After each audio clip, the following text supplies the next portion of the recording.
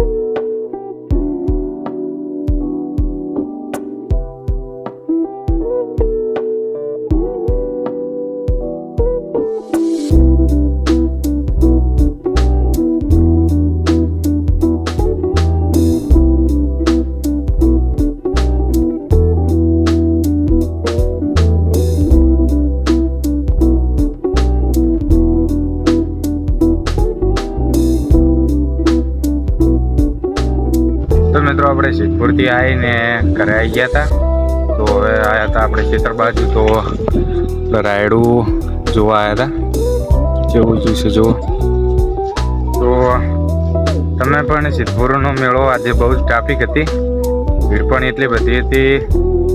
વરસાદના કારણે સારો થયેલો હતો, એના કારણે જેમ કે વસ્તી ઘણી બધી રહેતી નથી, ચકડોળું એવું તો બધું બંધ જ હતું, એટલે આપણે એમાં જ્યાં પણ નહીં। અને આપણે પહેલાં સર નીકળી ગયા હતા ત્યાંથી, એટલે આવી ગયા હતા ઘરે।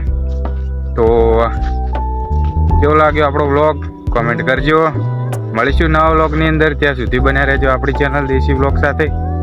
આવજો, ટાટા, બાય બાય, જય માતાજી।